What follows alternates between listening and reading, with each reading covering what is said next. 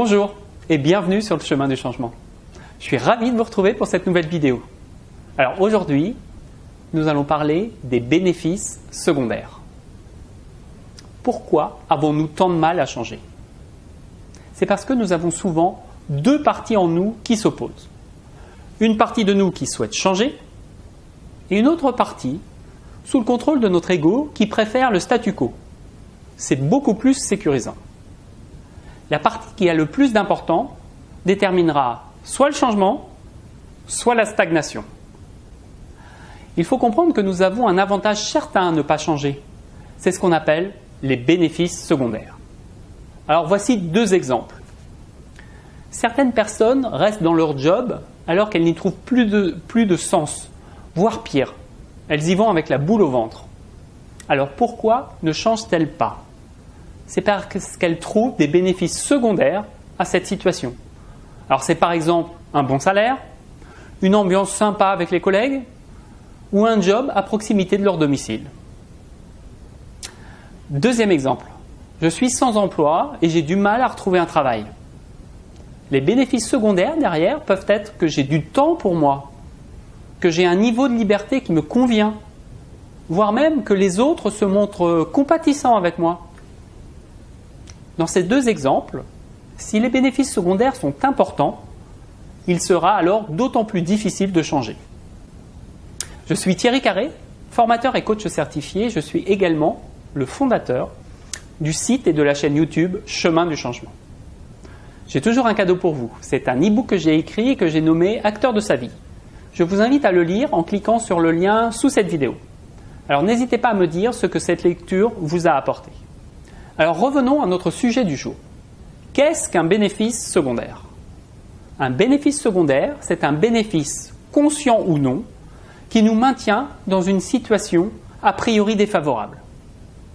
Les bénéfices secondaires de notre comportement sont les effets bénéfiques et secondaires pour nous.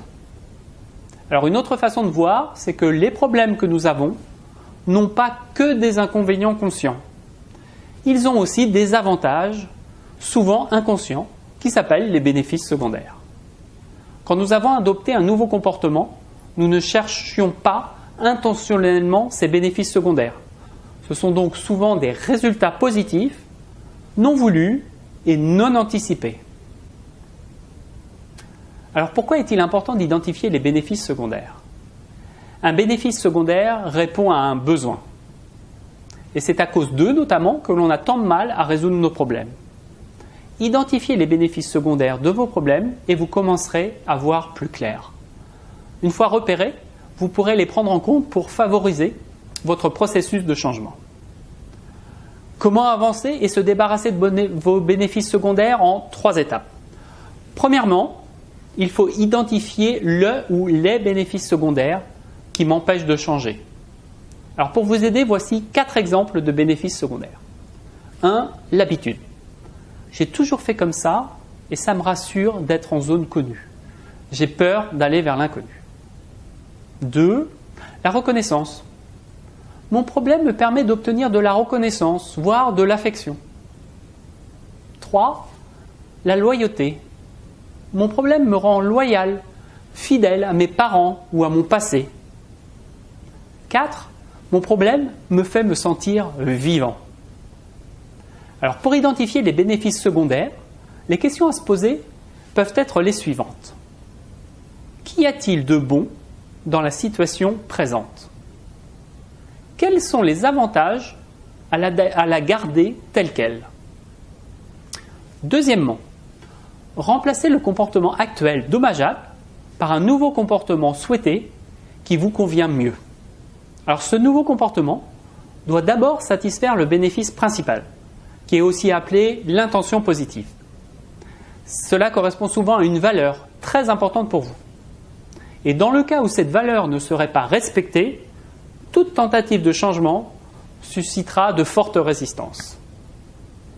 Donc la prochaine question est justement utile pour identifier les résistances.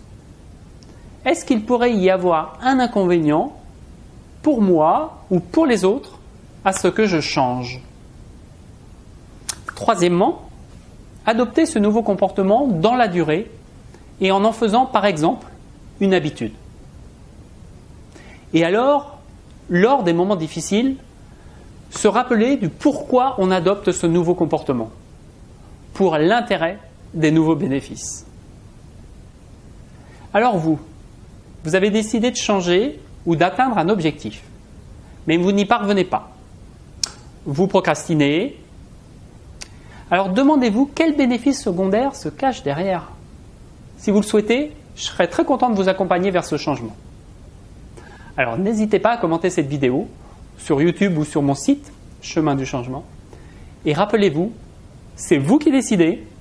Ce que vous mettez en place aujourd'hui détermine la vie que vous aurez demain. Ciao, ciao, à la prochaine.